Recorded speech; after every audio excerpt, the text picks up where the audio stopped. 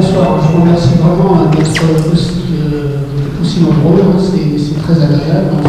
Black Friday, notre Black Friday à nous aujourd'hui pour essayer de restaurer la mémoire de ces combattants qui sont venus défendre la France, payer ce qu'on appelait l'impôt du sang. Bien montrer que vous étiez des citoyens français, il fallait à tout prix montrer que vous étiez capable de vous battre, éventuellement donner votre vie pour la France. Donc le travail que j'ai fait, c'est un travail que j'ai fait, Monsieur Thomas vous a expliqué un peu ce que je faisais.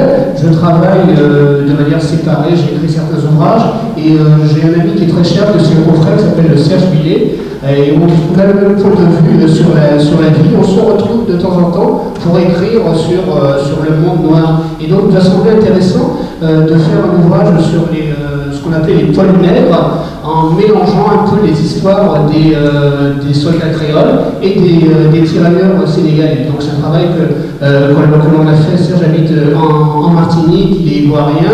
Moi je suis martiniquais. On est vraiment non seulement des confrères, mais des amis. Donc c'est un travail qu'on a fait. Serge connaît Sabine.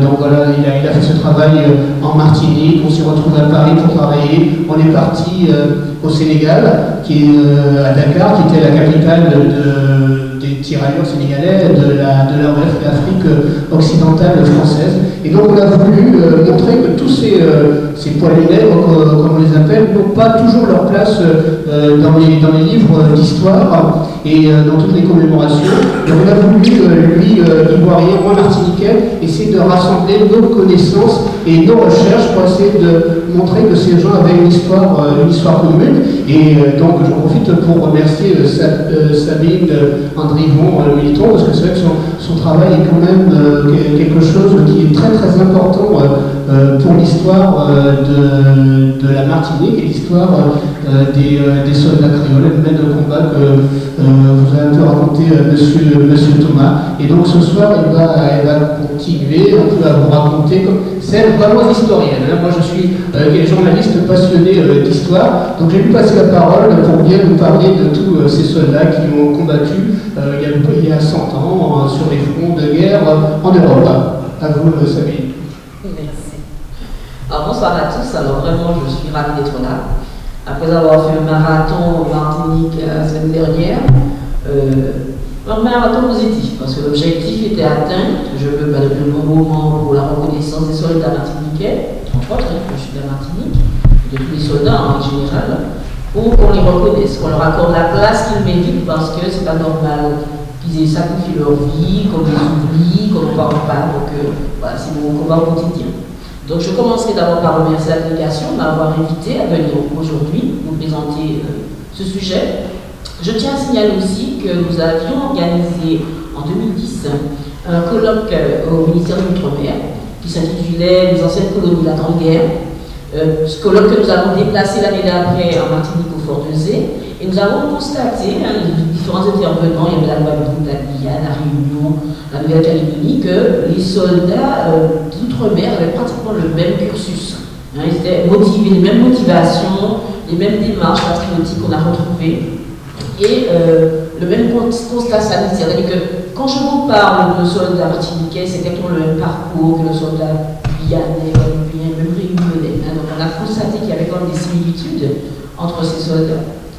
Alors, aujourd'hui, rapidement, pour ceux qui ne me connaissent pas, donc, je suis donc historienne, j'ai un doctorat en histoire et enseignante aussi dans un lycée professionnel, présidente d'une association qui s'appelle l'Histoire militaire de la Martinique, justement, qui nous permet d'avoir un socle pour faire des demandes auprès des municipalités. Et nous organisons des manifestations toujours autour de la mémoire des soldats.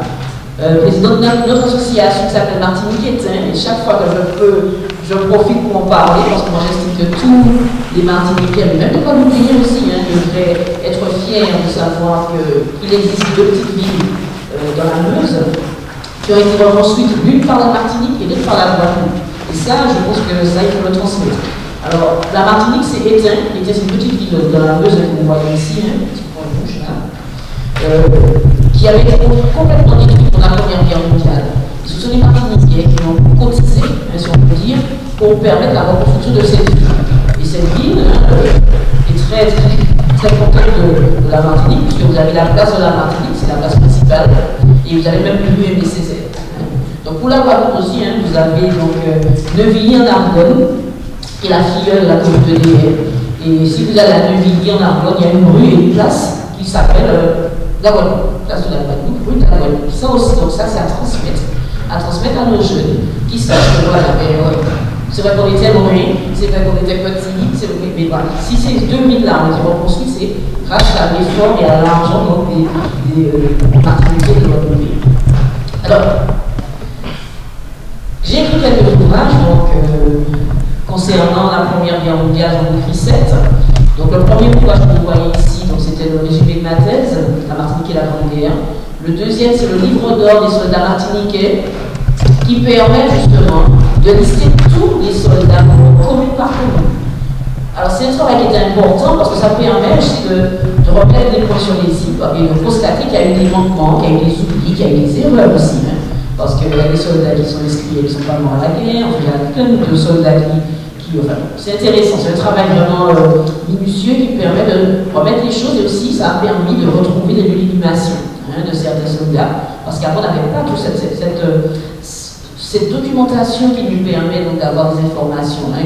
Quand on annonçait à un parent que le fils ou le mari était tombé, un champ d'honneur, c'est tout ce qu'on lui disait. On ne demandait même pas de retrouver la tombe, mais on se contentait de cela. Donc maintenant ce travail est fait. Donc commune par commune, on a exactement les noms, on sait des fois où ils sont tombés, on sait des fois où ils sont enterrés, parce que c'est pas évident, on n'a pas de sépulture. Donc ça a permis donc de compléter. Un autre ouvrage, donc, les lettres de Poilu, alors c'est pas mon dernier ici, pas du tout. Ce sont les lettres de Poilu qui ont été retrouvées donc, à travers la documentation, des archives, qui nous permettent d'avoir la pensée du soldat au front. Ça, on n'avait pas beaucoup ces informations-là. On avait donc les lettres de Poilu de Breton, mais spécial Martinique. Donc là maintenant, on a ces documents qui permettent de montrer que quel attachement avec les soldats, même s'ils étaient en temps de guerre, et quels sont les liens qu'il avait aussi entre les familles. Autre ouvrage, c'est un ouvrage qui a rassemblé tous les poèmes et les chants créés pendant la Première Guerre mondiale. L'objectif, c'est quoi? C'est montrer que même si on est en guerre, mais on vit au rythme de la guerre, aux Antilles.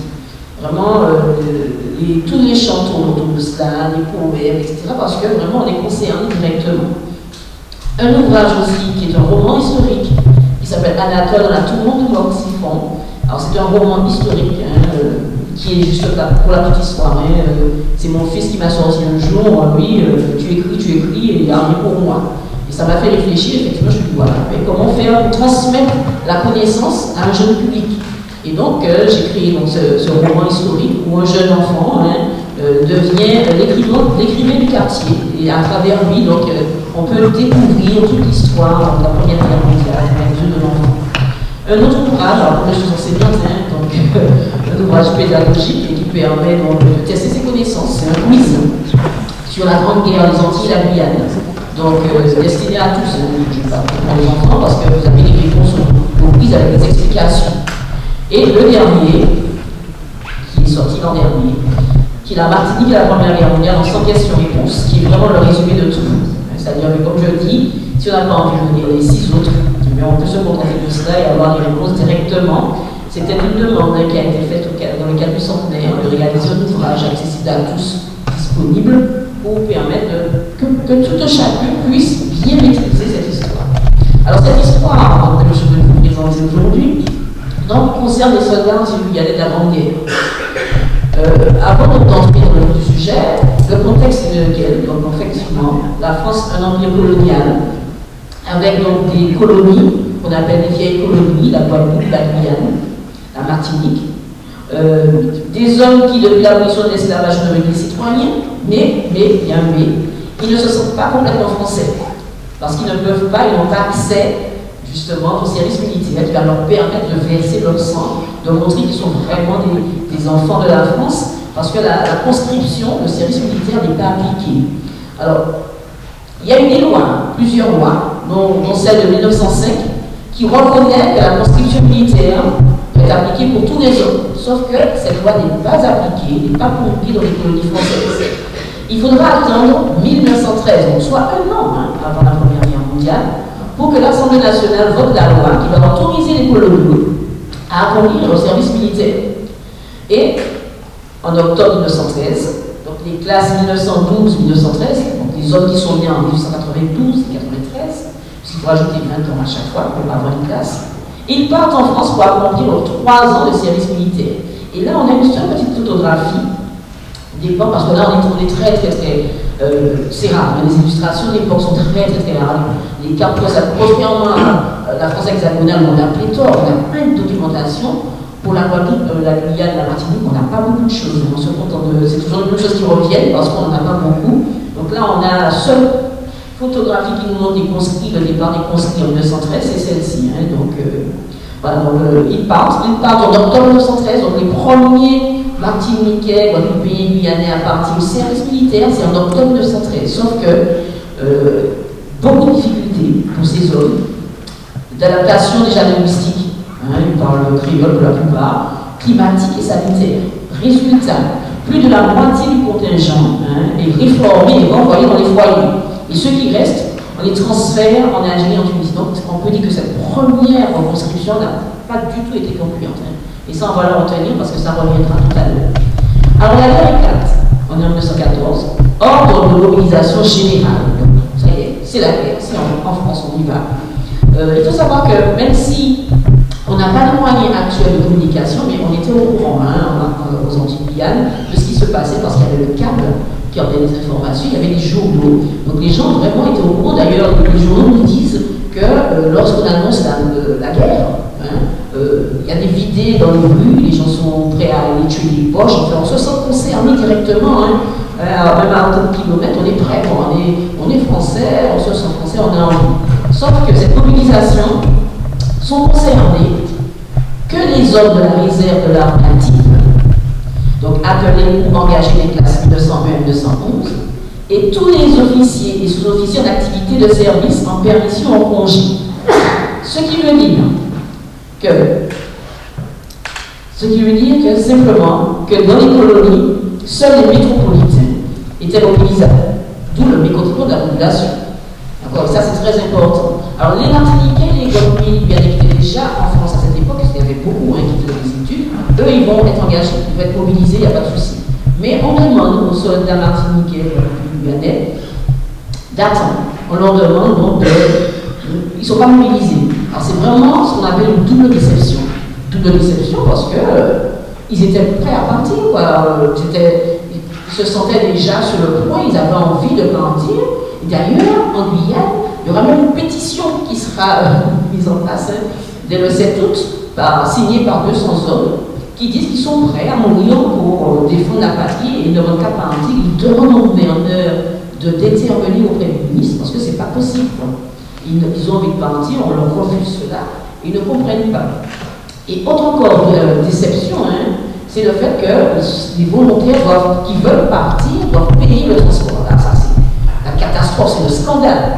Donc ça veut dire que ceux qui veulent partir quand même, et qui veulent devancer cette mobilisation, ils doivent payer donc leur billet. Les hommes politiques vont monter au créneau parce qu'ils estiment que ce n'est pas normal. Alors, une question se pose quand même, pourquoi n'a-t-on pas mobilisé les soldats antillais et les Guyanais en 1914? Pourquoi finalement on leur refuse de partir? Alors, plusieurs réponses à cela.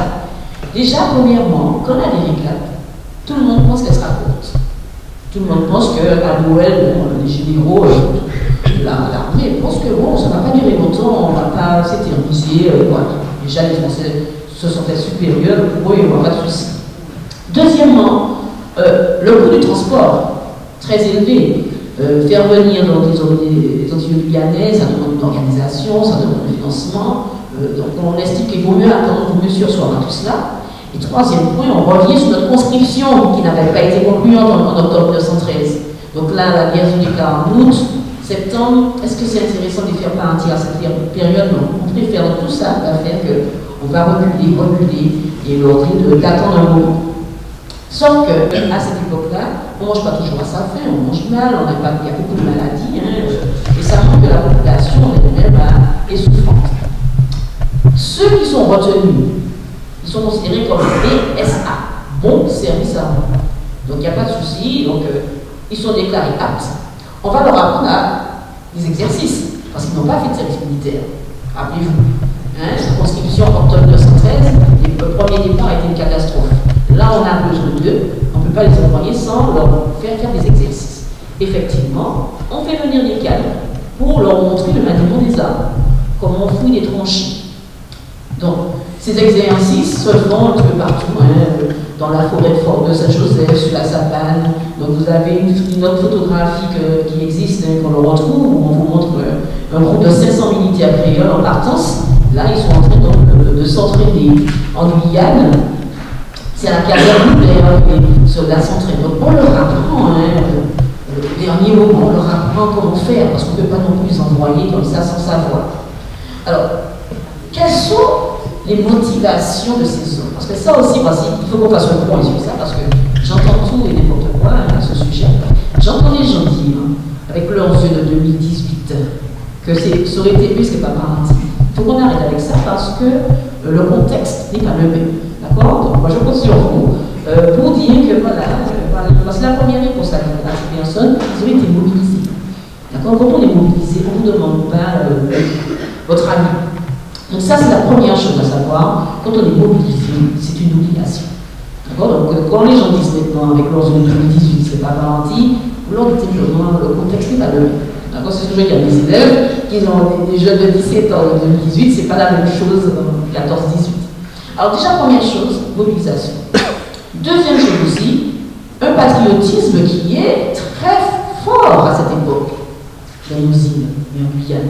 Un patriotisme qui est suscité par les hommes politiques qui martèlent, qui font verser le plus sang, il faut être français à part entière, il faut montrer à la France qu'on est prêt à mourir pour elle, pour qu'on puisse vraiment être de vrais français.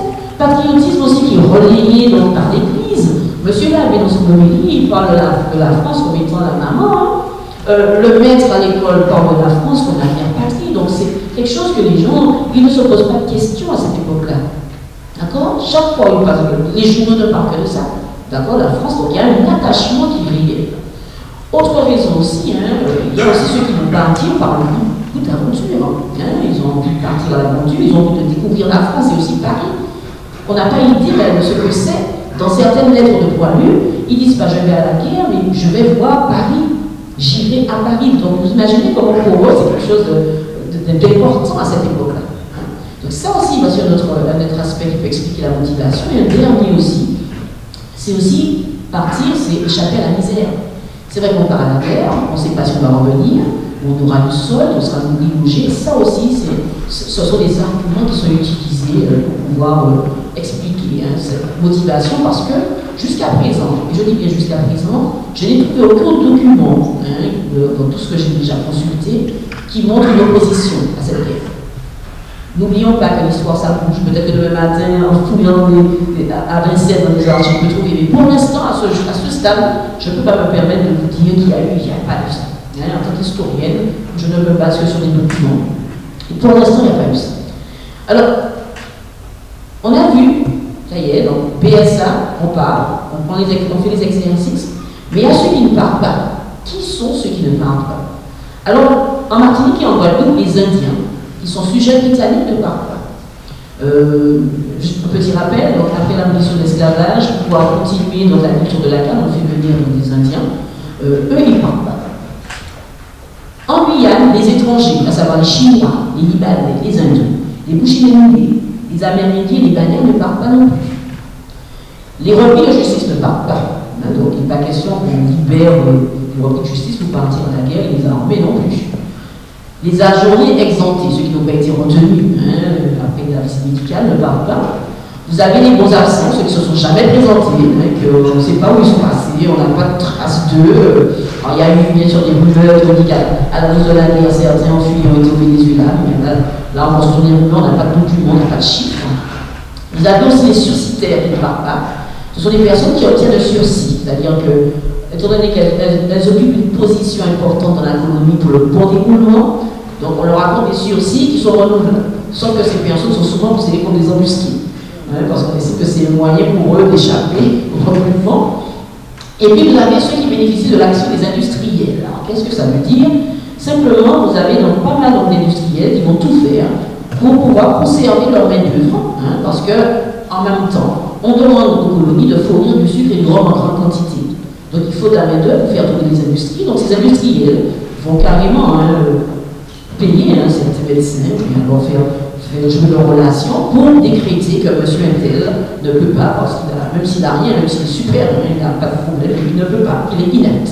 Donc ça aussi, on a quelques éléments, d'autant plus que la seule lettre anonyme que j'ai retrouvée dans les archives du gouverneur de la Martinique, c'est une lettre qui va dénoncer ça, justement, qui va dire, oui, monsieur Intel, il est gros, gravaillant, il est bien costaud, il ne part pas à la guerre, c'est pas normal, c'est le docteur, mais carrément, dans cette lettre anonyme, on dénonce. Hein. C'est surtout cet aspect-là dénoncé parce qu'ils ne comprennent pas. Donc, vous avez aussi un dernier point. Les pères de famille nombreuses ne partent pas. Hein. Ne partent pas tout de suite. Ils ne partent pas tout de suite. Alors, on va voir fleurir dans toute la Martinique, la Guadeloupe aussi, et Guyane, des pères de famille nombreuses. Ça, c'est vrai que ça fait sourire. C'est vrai que quand j'ai commencé ma recherche, j'ai des personnes. Beaucoup de personnes me disaient oui, non, portement de monsieur Intel, mais c'est pas notre part à cette époque. Beaucoup de Martiniquais de Guadeloupéens vivent en Guyane. Papa qui n'était pas parti à la guerre, nous avons connu. Sauf que les gens me disent ça. En tant qu'historien, vous ne pouvez pas mettre ça comme ça. Il faut vérifier. Et donc, qu'est-ce que j'ai fait? J'ai consulté les recherches d'état civil de la Martinique. On a pris 1914 jusqu'à 1920. Et effectivement, on a constaté qu'en 1915, on a carrément multiplié par 4 le nombre de reconnaissances en Martinique. C'est vrai qu'il y a des choses cocasses, mais je peux vous assurer qu'on peut en faire plusieurs. Juste simplement lui répondre un exemple. Monsieur qui vient de le dire, il a deux enfants de Madame Y. Ce même monsieur, quand vous tournez les pages plus loin, il reconnaît les 3 hommes de Madame Z. Et le jeudi d'après, la dernière semaine, il a reconnu. Donc, effectivement, dans plein de morts. En une semaine, le papa de 6 ou 7 enfants, ce qui lui permet de ne pas partir. Donc ça, on a des preuves, on a des éléments chiffrés qui nous permettent de dire qu'il y a eu des reconnaissances à tout de monde. Alors ça ne veut pas dire que c'était pas forcément, ça peut être le vrai papa, ça pouvait être le vrai papa qui s'est décidé, enfin, mais on a eu quand même plusieurs. Donc voici donc ceux qui nous parlent. Quels sont les effectifs que nous avons? Quels sont les chiffres officiels, entre guillemets, que nous avons à ce jour concernant donc les hommes qui s'engagent? Pour la Guyane, on a 1610 qui parlent donc de Guyane, dont 510 antillais. Alors à cette époque, beaucoup de Martiniquais de Guadeloupéens vivent en Guyane, parce que c'est à l'époque où on a découvert l'or, et vraiment c'est la rue, beaucoup de soldats martiniquais Guadeloupéens vivent en Guyane. Pour la Martinique, on a 8788, pour la Guadeloupe 6345, soit un total de 16 743 hommes. À ces chiffres, il faut rajouter quand même ceux qui vivent déjà dans l'Hexagone et qui ne sont pas comptabilisés. C'est pour ça que vous allez entendre le chiffre de 9000 pour la Martinique, parce qu'effectivement, il y avait donc des Martiniquais qui étaient déjà en France à cette époque. Donc, c'est vrai qu'on aurait pu avoir beaucoup plus d'hommes que ça si il n'y avait pas eu les surcitaires, les bons absents, etc., pour pouvoir défendre la patrie. Alors, quand même, il y a un taux élevé d'exemptés de réformés qui vont montrer le mauvais état sanitaire dans les colonies et aussi la sous-nutrition. Le départ des hommes, comment ça se passe? Alors déjà, il faut savoir que les Guadeloupéens et les Guyanais partent de la Martinique. C'est vraiment la Martinique, c'est de cette île que partent les soldats. Donc je vous montre deux cartes postales d'époque qui nous montrent le départ des conscrits. D'accord, donc des croix pour la métropole. Alors on sait avec les journaux que les départs se font avec la foule, il y a des discours, passage en revue, c'est vraiment, je ne vais pas dire la fête, mais vraiment il y a tout autour les populations qui viennent accompagner ces soldats, qui partent de grands bâtiments de guerre comme celui-ci, qui viennent régulièrement dans la colonie. Alors là nous avons le Samara. C'est un bâtiment de guerre qui est parti le 27 juin 1915, on regardait 1000 Martiniquais et 700 Guadeloupéens. Donc, la rencontre entre les deux se faisait déjà ici. Le parcours est le suivant. Donc, ils arrivent à Bordeaux, Saint-Nazaire, ou Nantes ou à Marseille, après toujours de traverser. Puis, Ils sont envoyés dans les dépôts donc, du sud de la France, en Afrique du Nord, pour parfaire leur instruction militaire. Parce que n'oublions pas que dans les colonies, on leur apprenait le maniement à la hâte. Donc là encore, avant de les envoyer au front, on fait encore, on passe encore une autre couche, si vous voulez, donc, pour leur apprendre à bien tenir les armes. Et puis, donc, on les intègre dans les régiments d'infanterie coloniaux, quelques-uns dans les régiments de soins espagnols. Et puis, on va retrouver dans le génie, dans l'artillerie, l'aviation, le gros des troupes et dans l'infanterie.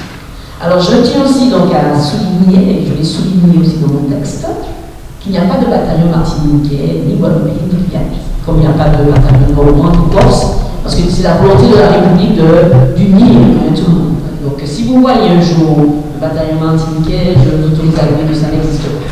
D'accord? Ni guadeloupéen, voilà. On imaginait, dans un moment, ça peut se. Oui, si vous êtes un moment, il n'y a pas de souci, mais historiquement, il n'y en a pas.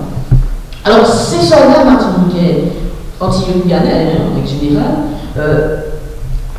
au front, qu'est-ce que ça donne? Où ils sont engagés? Alors, déjà, il était prévu d'envoyer les soldats anti-guyanais un tiers au nord-est et les 2 tiers sur le front d'ouvrier. Donc, il faut savoir qu'ils ont été sur tous les fronts. Les soldats anti-guyanais étaient sur tous les fronts et ont participé à toutes les batailles. Il y en a eu à Verdun, en Belgique, à la Marne, Chemin des Dames, la Somme, où il y a eu une bataille au 1er juillet 1915, où il y a eu 50 soldats guadeloupéens qui meurent ce même jour-là, en Champagne, Vauquois.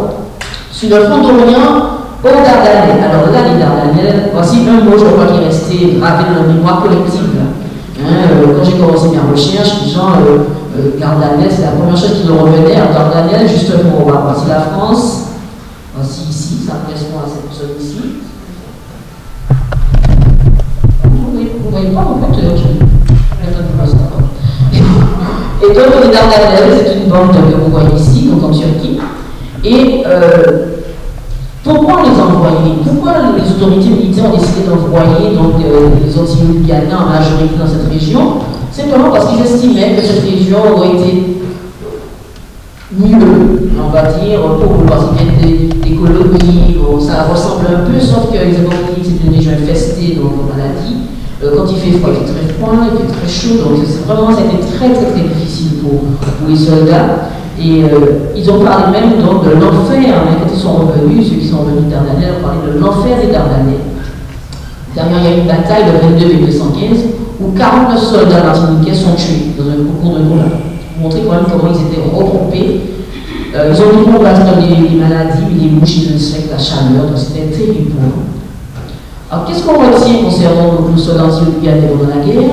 Premièrement, une forte morbidité, beaucoup de soldats malades. Déjà même qui meurent même avant d'arriver au front, ils ne supportent pas donc la température. Les rapports sanitaires sont vraiment négatifs concernant. Et ça, on le retrouve dans les documents. On retrouve aussi des rapports militaires négatifs parce qu'on leur reproche leur indolence, leur indiscipline, on se demande pourquoi ils sont venus, qu'ils ne sont pas suffisamment formés, etc. Et ça, on le retrouve. Et même pour avoir travaillé sur la guerre du Mexique, on a déjà donc ce genre de réflexion les concernant. Alors, il faut savoir aussi quelque chose, c'est que beaucoup de soldats vont se plaindre donc d'avoir subi des sévices et des brimades, et ils y vont tellement loin qu'ils vont le dénoncer auprès des députés, qui eux aussi vont à l'Assemblée pour pouvoir demander que ces choses-là s'arrêtent, parce qu'il y a eu quand même pas mal de retours négatifs là-dessus. Important, très important, pendant l'hiver, les soldats des colonies sont retirés du front de l'Est et envoyés dans les camps du Midi, sur la côte d'Azur, notamment à Fréjus-Saint-Raphaël ou dans le nord de l'Afrique. Donc ça aussi est très important. On va retirer les soldats anti-guyanais du front pendant la période hivernale. On va laisser des voix retourner dans tout le monde, mais on va retirer parce que vraiment on constate que c'est pas possible. Ils meurent plus à cause des conditions climatiques que de l'ennemi. Et d'ailleurs, j'ai retrouvé un petit organe, je ne sais pas si vous allez facilement le lire. C'est un soldat qui a une citation, il obtient une citation parce que lui, alors qu'il devait partir en tant qu'issu des colonies, mais il a refusé de partir, d'aller en hivernage. Alors je lis Lambert Paul, deuxième classe de servant, excellent soldat, consciencieux et dévoué, volontaire pour rester au front alors qu'il eût pu, en qualité de créole, retourner au dépôt pendant l'hiver. A toujours fait preuve d'allant et de courage, téléphoniste, etc. Vous montrez comment le fait que lui, il a refusé d'aller en hivernage, et que ça a été pour lui valorisant. Alors, les permissions concernant nos soldats anti-guyanais, au début, ils avaient des permissions pour aller donc à l'arrière ou alors au foyer colonial qui était sur Paris. Ce foyer colonial va réunir tous les originaires des colonies et les rapports concernant ce foyer sont très bons parce qu'on nous raconte que dans ce foyer, la chaleur, on retrouve la chaleur des colonies, on mange quotidienne, on reçoit les courriers, c'est vraiment le lieu central pendant la vie. Sauf que ce n'est pas suffisant. Les députés, notamment Béranger pour la Guadeloupe, va se battre pour pouvoir permettre aux soldats anti-guyanais de retourner en permission chez eux, comme c'est fait donc, pour tout le monde. Et après 2 ans, en 1917, les soldats anti-guyanais peuvent revenir chez eux en permission. Sauf que beaucoup ne veulent pas repartir à la guerre. Et beaucoup se découvrent, papa, père, de famille nombreuse, il y a des mutilations, etc. C'est vrai que, étant donné ce qu'ils ont vu sur le front, vous savez très bien comment ça s'est passé pour la Première Guerre, beaucoup refusent et les rapports qui sont faits par le gouverneur sont nombreux, les disciplines, beaucoup se font emprisonner parce qu'ils ne veulent pas repartir. Donc ça c'est important à savoir. Et puis vous avez quand même à force, malgré les jugements négatifs des autorités militaires sur la valeur du contingent créole, les soldats qui se sont quand même comportés vaillamment sur les champs de bataille et les nombreuses citations qu'ils ont obtenues et les décorations sont là pour en témoigner. Donc j'ai juste trouvé une parmi tant d'autres concernant donc, le soldat Joseph-Émile Chance qui s'est porté à l'attaque des tranchées ennemies avec une crâne digne d'éloge, faisant l'admiration de tous. D'ailleurs, parmi les rangs des soldats anti-guyanais, vous avez ce qu'on appelle les héros, il y en a plusieurs. Donc pour la Guadeloupe, comme vous en avez parlé, nous avons Camille Sostel-Portedol. Pour la Martinique, on a Jean-Marie Libet, un aviateur qui meurt donc, avant la fin de la guerre. On a aussi Pierre Région, on a eu quand même plusieurs aviateurs. Pour la Guyane, on a donc Léon Péquier, dont on n'a pas de photo, on n'a aucune illustration concernant, mais qui est considéré comme un héros de la Première Guerre mondiale, qui a une rue à son nom en Guyane. Concernant les décès, parce que malheureusement on partit à la guerre, c'est ne pas revenir. Voici un tableau que nous avons retenu pour l'instant, qui se rapproche le plus de la réalité à ce jour. Peut-être que ça peut augmenter, comme je vous dis, on vit à travers les documents que nous trouvons. Donc pour la Martinique, il y a eu à peu près 8788 hommes mobilisés, 1680 morts, donc on est là maintenant à 2000 pratiquement. Les chiffres ont évolué. Pour la Guadeloupe, 6345 mémoires des hommes composent 1137 soldats morts. Ça peut évoluer parce qu'on sait très bien que le mémoire des hommes n'est pas toujours fiable, malheureusement, parce qu'il y a eu pas mal d'erreurs. La Guyane, 1610 et 275 morts, soit un total de 3092 morts à peu près pour les Martinique, Guadeloupe, Guyane. Donc beaucoup de soldats sont tués, certes, tués à l'ennemi, mais on compte aussi énormément de soldats qui meurent de suite de maladies. Ça nous faut reconnaître notamment des maladies pulmonaires. Et en Guyane, Virginie Bonne-Prunel, qui a travaillé donc, sur les soldats, a comptabilisé 47% des soldats qui meurent de maladies parmi les 75 morts pour la Première Guerre. Donc ces soldats qui sont décédés, ils sont inhumés. La plupart sont dans des nécropoles nationales, donc sur le territoire de l'Hexagone. Donc nous avons fait la tournée de beaucoup de nécropoles pour les retrouver, parce que c'est un travail qu'on veut faire aussi. Donc ils sont dans les nécropoles, quelques ont été rapatriés. Concernant la Martinique, on a 7 corps, 7 corps qui correspondent à des familles fortunées de l'époque. Quand on regarde les noms, c'est M. Tartampion qui a pu faire revenir le corps de son fils. Bref, il y en a quand même 7, on a avant dénombré 7. Il y a des épitaphes. Donc même quand le soldat n'a pas été, le corps n'est pas revenu, les familles ont tenu. Donc à côté, j'ai un exemple ici. Vous avez donc une tombe familiale, c'est marqué à la mémoire du capitaine Henri-Nicolas Guégueron, général de Marolles, mort pour la France. Au cimetière des Riches à Fort-de-France, vous avez plusieurs épitaphes comme ça, qui ont un rapport à un décès de soldat. Alors ces soldats qui sont morts et enterrés, leur mémoire doit être perpétuée, mais il y a aussi ceux qui ne sont pas morts et qui retournent dans les colonies. Alors, dans un premier temps, les retours se font à partir de février, le temps d'être démobilisés, de février à novembre 1919. Donc, dans un premier temps, ils sont considérés comme des héros, on fait les chéanchés, la foule est là, on attend, et puis au fur et à mesure, on constate que finalement, ça s'estompe, il y a plus de foule. D'ailleurs, le dernier soldat martiniquais, qui s'appelle Alain Dor, m'avait raconté qu'il avait pas donné de nouvelles à sa maman. Donc, qui pensait qu'il était décédé, il n'y avait pas de nouvelles, rien. Et il est arrivé, il a fait fort de France du Cosse à pied. Quand il est arrivé, il était méconnaissable parce qu'il avait de la barbe, etc. Et sa mère est tombée dans les pommes, le voyant, parce qu'elle était sûre qu'il n'était plus là. Donc, voilà. Et lui aussi, il m'a raconté qu'il est arrivé, puis 2 jours après, il a été à l'usine. Voilà. Il n'y avait pas de. C'est pas comme maintenant, on n'avait pas mis en place une cellule psychologique pour la reprise du travail. Il m'a dit 2 jours après, le temps d'aller se mettre bien, d'aller voir la famille, et là, on peut se travailler à l'usine de petits bouts, c'est tout. Point final, elle n'a pas vu plus que ça. Donc effectivement, donc, au début, ils sont reçus avec face, et puis au fur et à mesure, les choses changent. Donc, on leur accorde des honneurs, il y a des discours, etc., mais après, ça s'estompe. Beaucoup de déceptions, parce que bon, ils s'attendaient à beaucoup plus que ça, ils ont des revendications, ils estiment que voilà, la vie a repris son cours, voilà, et ils le disent, les associations se mettent en place pour pouvoir les accueillir, les aider, leur apporter un soutien. Là, c'est très important, mettre en place une commémoration. En parlant de commémoration, donc les lieux de mémoire sont là. Donc, quels sont les lieux de mémoire que nous avons?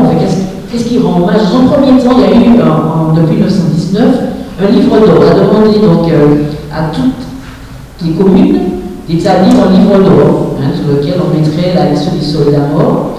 Alors, je n'ai jamais retrouvé ce livre d'or pour la Martinique. Je sais que ça existe dans la Guadeloupe, la Martinique, je n'ai jamais retrouvé. Donc, dans ce livre d'or devaient figurer donc, tous ceux qui sont morts, et l'objectif est après de le déposer au Panthéon. D'accord? Voilà. Les monuments qui vont fleurir dans toutes les communes de Martinique. Alors des monuments qui sont achetés sur le catalogue, si on peut le dire ainsi, qui ont été à un moment dans l'objet de polémique, parce qu'on estimait qu'ils ne représentaient pas donc, des soldats, ils n'avaient pas des traits de bruit de l'encleur. Et d'ailleurs, pour la petite histoire, c'est pour pouvoir calmer le jeu que le monument pour le Mourien, on l'a bronzé un peu, qui puisse ressembler le soldat antillais.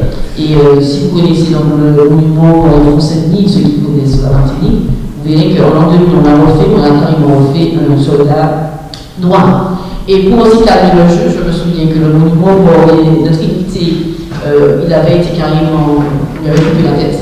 Donc, j'ai simplement dit à monsieur le maire, si on fait une tête, de faire une tête avec des traits de bruit, et heureusement ça a été fait.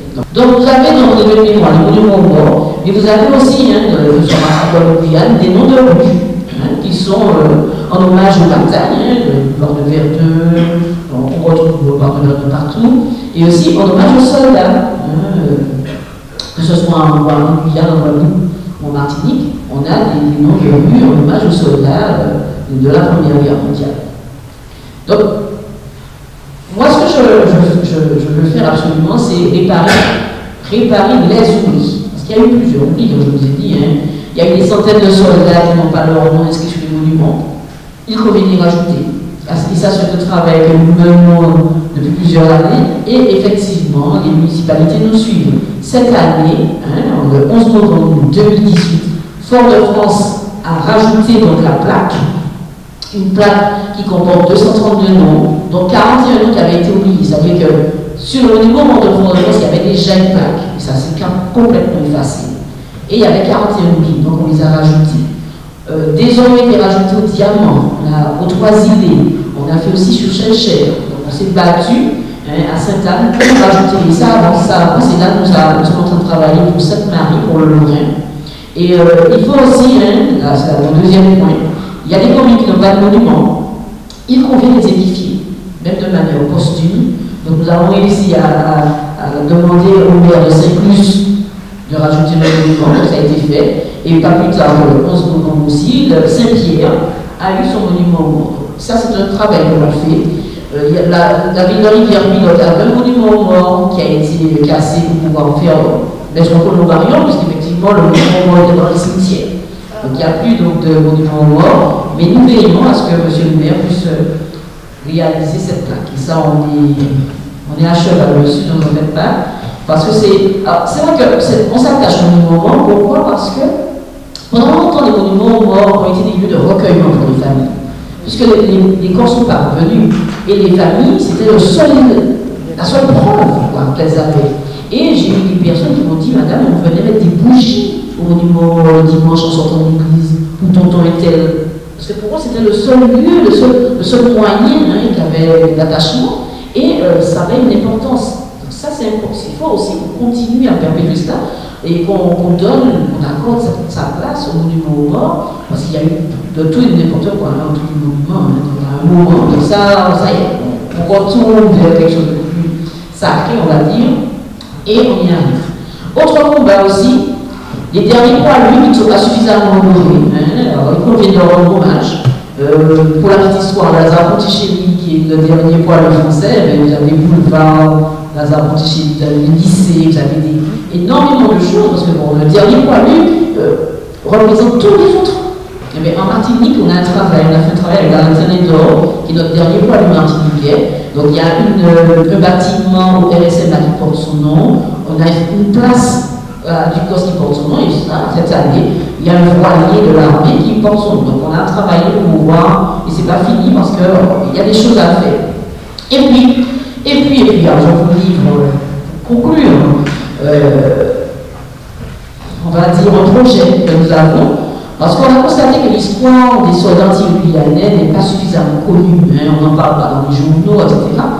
Et on pense qu'il faudrait réfléchir, pourquoi pas, à créer un mémorial des soldats anti-guyanais qui serait un mémoire et de recherche. On ne va pas faire encore un mémorial de l'esclavage, il y a un en Guadeloupe qui est déjà fait, c'est relatif, mais on va quand même se pencher sur autre chose.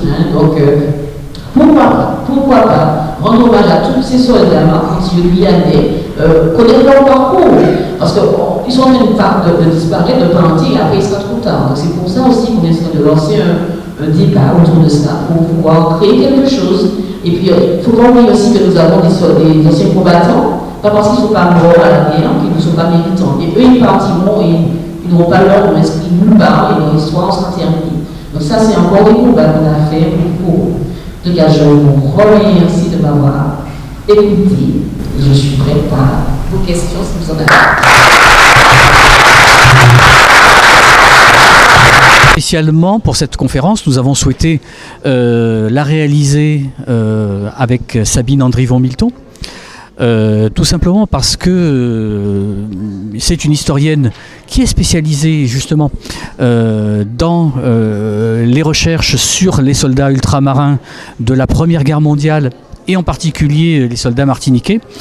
Donc on est là moins dans des éléments de ressenti que dans la vérité historique, dans des faits, dans de la recherche qui permet de faire avancer ces débats. Et par exemple, les travaux de Sabine Andrivon-Milton nous ont permis, alors pour la Deuxième Guerre mondiale, d'honorer en mai dernier 4 soldats martiniquais qui ont été assassinés à Boutigny en Seine-et-Marne en 1940, juste au début de l'occupation. Ils avaient été faits prisonniers avec leur régiment, mais eux étant noirs, ils ont été passés par les armes sans autre forme de procès, au lieu d'être amenés dans un camp de prisonniers comme tous leurs camarades. Et cette histoire-là avait été oubliée. Et grâce aux travaux de Sabine Andrivon, nous avons pu retrouver des témoignages, faire un hommage à l'Arc de Triomphe sur la tombe du soldat inconnu et y convier le maire de Boutigny et les anciens combattants qui vont faire revivre cette histoire au sein de leur village. Et en Martinique, dans chacune des villes dont chacun de ces 4 soldats était originaire, eh bien, la mémoire va se remettre en marche et ils vont être honorés comme il se doit. Alors c'est très important de faire vivre cette mémoire. C'est important de faire vivre cette mémoire parce qu'elle est souvent oubliée. Il est déjà important de rendre hommage à l'ensemble des soldats morts pour la France et bien entendu pour la délégation générale à l'outre-mer de la ville de Paris. Il est important de rendre un hommage particulier aux soldats ultramarins, à la fois pour leur sacrifice, mais aussi pour qu'ils entrent à nouveau complètement dans l'histoire de France.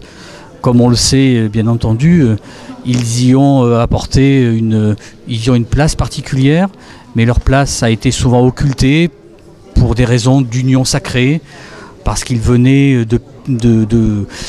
d'outre-mer, de colonies qui étaient pour les métropolitains encore très mal connues, pour des raisons logistiques, de difficultés de transport. Et pour toutes ces raisons-là, leur sacrifice est encore très imparfaitement connu et commémoré. Et c'est pour rendre un hommage tout particulier à cet engagement patriotique pour des territoires qu'ils ne connaissaient pas, mais pour un idéal de républicain qui était très ancré en eux et qui nous unit tous. Pour cette raison, nous organisons effectivement un certain nombre d'événements. Ravivage de la flamme sur la tombe du soldat inconnu, les 8 mai et donc de facto autour du 11 novembre. Et des conférences comme celle-ci pour trouver des réponses. Et puis, très parisiennement, pour que les ultramarins parisiens puissent avoir des réponses, des sujets relatifs à leurs propres grands-parents, arrière-grands-parents, arrière-grands-pères ou grands-pères, qui sont morts à la guerre, au cours de la Première Guerre mondiale, et qui ont une mémoire un peu fugace de souvenirs, d'anecdotes, de moments. Et pour cela, les événements que nous organisons permettent des rencontres et permettent de faire modestement avancer quelques éléments historiques, et c'est toute notre fierté. Alors ce soir, le thème était les soldats de la Première Guerre mondiale, avec en particulier des témoignages des soldats ultramarins sur leur engagement, sur la manière dont quand ils ont été incorporés, sur leur vie au front et puis sur le retour. Et à la fois des éléments de douleur qui ont été les leurs au moment du retour au pays. Et on s'aperçoit que cette douleur, on s'aperçoit que ces difficultés ont été à peu près identiques à celles de leurs camarades métropolitains, que les difficultés l'ont été tout autant pour eux, et c'est une manière de combattre les préjugés, c'est une manière de les réinsérer dans notre mémoire collective et de faire en sorte que cette mémoire soit encore plus diverse qu'elle ne l'est actuellement, et pour que ce soit la mémoire de tous. Alors j'étais ravie déjà d'accueillir Madame Sabine Andrivon-Milton pour cette conférence en scène de la mairie du 11e, parce que j'ai eu toujours un grand attachement à la reconnaissance mémorielle de nos anciens combattants. Et une conférence comme celle-ci est un point d'orgue, ou je dirais une démarche structurelle de l'action mémorielle. Et je regrette que notre société, qui est au point, qui est au fait de toute histoire, ne soit pas assez attentive. Cette société ne soit pas assez attentive, je ne dirais pas au passé, mais à la vie et aux victoires. Pour ma part, ce sont des victoires de nos anciens combattants. Parce qu'elle nous a expliqué comment ils s'enrôlaient. Ils n'attendaient pas qu'on les appelle. Ils voulaient défendre une patrie. Et cette patrie est la France. Cette France laquelle nous vivons. Ils n'ont pas été suffisamment décorés. La plus belle décoration, ce serait que nous, cette jeunesse de cette société, puisse la remettre maintenant, en ce 21e siècle, c'est-à-dire revenir dans nos archives et leur dire vous n'avez pas eu une médaille, ou on vous a oublié, mais nous ne vous oublierons jamais. Donc cet acte mémoriel, ce respect mémoriel est vraiment important. En tout cas, je salue ce travail qu'elle fait, de recherche qu'elle a fait. Je lui dirais continuez, parce que Sabine Andrivon, continuez, parce que nous avons encore de belles surprises à découvrir. Alors j'ai été invitée par la délégation d'Outre-mer pour donné une conférence autour donc, de l'implication des ultramarins dans la Première Guerre mondiale. Donc nous sommes retrouvés donc, dans la salle des fêtes de l'hôtel de ville du 11e arrondissement, très belle salle, avec un public très attentif, très à l'écoute, avec des questions très pertinentes. Nous avons beaucoup échangé et vraiment j'ai apprécié ce moment qui nous permet justement de rendre hommage à nos soldats martiniquais, guadeloupéens, guyanais qui sont morts au cours des guerres, qui pour certains n'ont pas été reconnus, ont été oubliés. Donc ce moment est un moment de partage, d'information, et aussi très riche parce que les personnes avaient des anecdotes à raconter, ils avaient des choses à dire, et c'est vraiment le lieu. Donc c'est vraiment intéressant donc, de pouvoir poursuivre dans ce sens-là. Et comme j'ai demandé, hein, que d'eux-mêmes, qu'ils transmettent à leurs enfants pour qu'on soit au courant, hein, qu'on soit au courant de cette histoire, hein, pour permettre que nos soldats anti-guyanais ne soient pas oubliés, qu'on n'oublie pas leur sacrifice. Parce que comme je dis, quand on les oublie, c'est les tuer deux fois.